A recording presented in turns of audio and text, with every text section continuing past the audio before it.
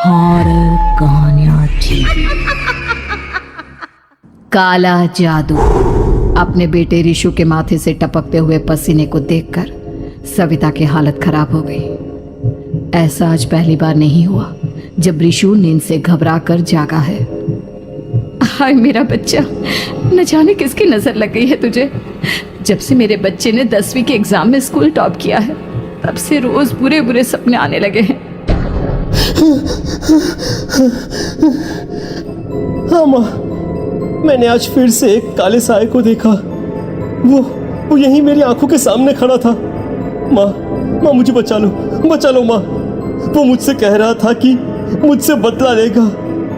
माँ कहीं ये प्रशांत। चुप कर, कैसी बात कर रहा है? दोबारा उसका नाम मत लेना। तुझे पता है ना उस प्रशांत ने आत्महत्या कर ली, तो बार बार उसका नाम मत लिया कर। मम्मी, क्या सच में प्रशांत ने आत्महत्या की थी? चुप कर, बहुत सवाल पूछता है आजकल। और फिर रात के वक्त सविता के पूरे घर में एक अजीब सा काला धुआं छाने लगा। गहरी नींद में सोई सविता की जैसे ही आंख खुली उसका दम घुटने लगा। वो दौड़कर रिशु के रूम की तरफ गई जहां उसके दरवाजे पर घूमती एक काली परछाई देख वो बुरी तरह से घबरा गई। कौन है वहाँ? कौन है? सामने आओ। ये मैं हूँ, तुम्हारी काली करतूत। और अब मैं तुम्हारे बेटे को ले जाने आया हूँ। नहीं, मेरे बच्चे को छोड़ दो प्लीज। मेरे रिशु को कुछ मत करना। वो परछाई रिशु के कमरे में घुस जाती है। सविता भी उसके पीछे पीछे दौड़कर जाती है और देखती है कि अब वो साया साफ नजर आ रहा था। वो सर से पैर तक खून में सना हुआ था और उसके शरीर के सारे अंग कटे फटे हैं। क्या चाहिए तुम्हें? तुम जो बोलोगे मैं करूंगी, लेकिन मेरे रिशु को छोड़ दो। उस परछाई ने रिशु को गर्दन से पकड़कर दीवार के सहारे हवा में उछाल दिया। रिशु जोर जोर से चिल्लाने लगा।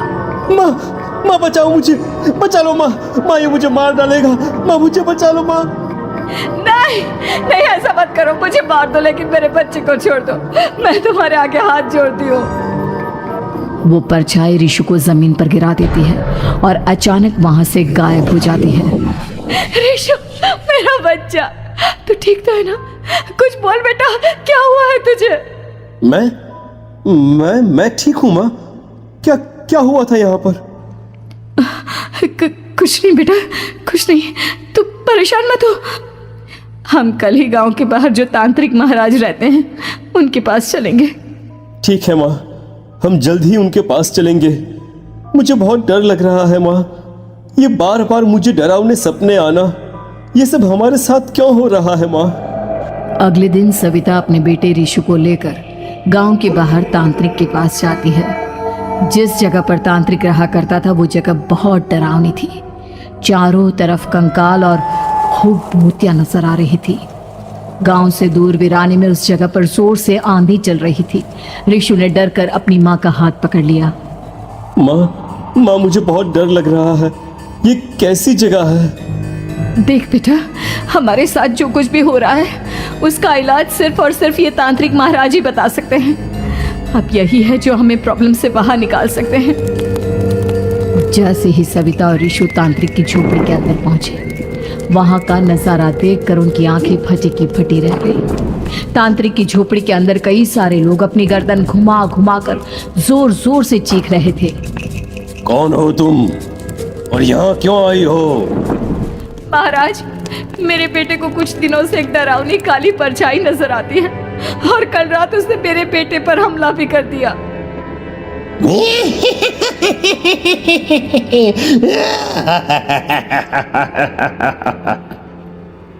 मम्मी हमें यहाँ से चलना चाहिए। ये जगह मुझे ठीक नहीं लगती। नहीं बेटा, ऐसा नहीं कहते। रुक जाओ, 2 मिनट के लिए रुक जाओ। क्या कहा? काली परछाई? तुम्हारे बेटे पर किसी काली परछाई ने हमला किया? हाँ महाराज, वो कह रही थी कि वो मेरे बेटे को कुछ कर देगी, कोई उपाय बताइए महाराज। मेरे बेटे के साथ कुछ गलत नहीं होना चाहिए।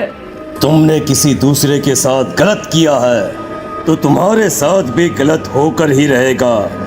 तुमने किसी की जान ली है, किसी को मार डाला है तुमने। नहीं महाराज, मैंने ऐसा कुछ नहीं किया। मैंने किसी की जान नहीं ली। मुझे कोई उपाय बताइए। लगता है तुम इतनी आसानी से नहीं मानोगी। मैं तुम्हें अभी उस काली परछाई से मिलवा देता हूँ और वही सारा सच तुम्हारे सामने लेकर आएगा। सविता और ऋषु ने डर के मारे अपनी आंखें बंद कर ली। तभी अचानक तांत्रिक की झोपड़ी में अजीबोगरीब आवाजें गूंजने लगी। सविता और ऋषु बुरी तरह से कांप रहे थे। आंखें खोलो और अपने सामने देखो। क्या यही है वो जिससे तुम कल रात को मिली थी? बताओ मुझे। हाँ, इसने कल रात मेरे बेटे के ऊपर हमला किया था।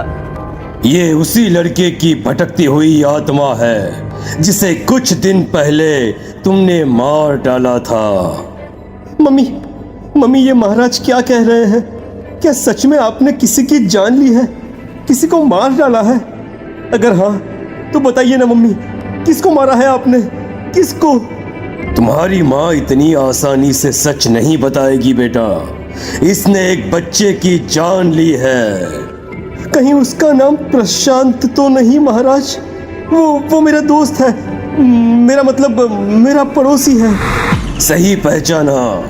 देखा सविता, तुम्हारा खुद का बेटा भी जानता है कि तुमने किसी के प्राणों की बलि चढ़ा दी और इसीलिए अब उसकी बुरी आत्मा तुम्हारे घर में भटकती है।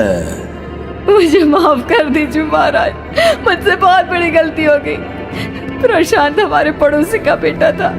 हर बार उसके नंबर मेरे बेटे से ज्यादा आते थे और इसलिए मैंने उसके कमरे के बाहर काला जादू किया था, पर मुझे नहीं पता था कि वो मर जाएगा। तुम्हारे उसी काले जादू वाली गुड़िया के अंदर एक बुरी आत्मा थी जिसने उस बच्चे के दिमाग पर बुरा असर कर दिया और उसी की वजह से उस लड़के ने अपनी बालकनी से कूदकर आत्महत्या कर ली। इसकी वजह सिर्फ और सिर्फ तुम हो, तुम। नहीं महाराज, जो कुछ भी हुआ मुझे नहीं पता था कि प्रशांत अपनी जान दे देगा।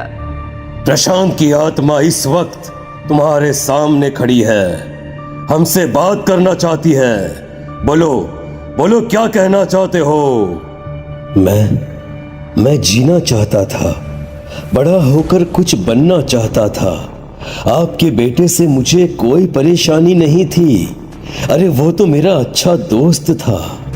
मुझे माफ कर दो बेटा, मुझसे बहुत बड़ी गलती हो गई, मुझे माफ कर दो। माफ करने से मुझे वापस जिंदगी नहीं मिल जाएगी। मेरे माँ बाप आज भी मेरे लिए रोते हैं।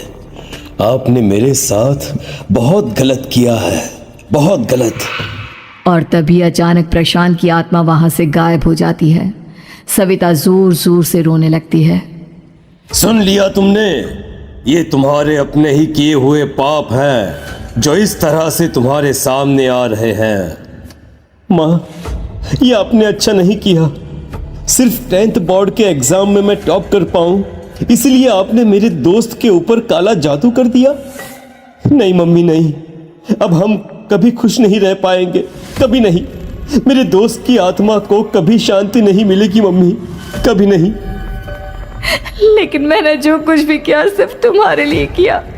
वो लड़का हमेशा फर्स्ट पोजीशन पर आ जाता था और इस वजह से हमेशा तुम्हारे मार्क्स कम पड़ते थे।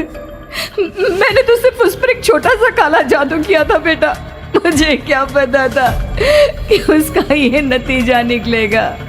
जिस गुड़िया को तुमने उस लड़के के कमरे के दरवाजे पर लगाया था, दरअसल उसके अंदर एक बुरी आत्मा का प्रवेश हो गया था, जैसा कि अक्सर काला जादू करते समय हो जाता है।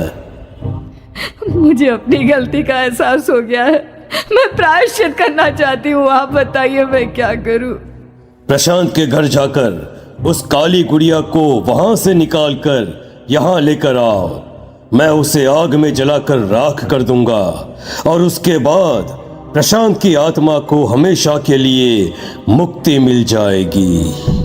अगली रात सविता चुपचाप अपने पड़ोसी प्रशांत के घर जाती है। प्रशांत के माँ बाप प्रशांत की मौत के बाद उस घर को छोड़कर हमेशा के लिए वहां से चले गए थे। जैसे ही सविता उस घर के अंदर कदम रखती है, उसका सामना अजीबोगरीब हैवानियत से भरी आवाजों से होने लगता है। ऐसा लग रहा था जैसे कोई बुरी तरह से चीख रहा हो।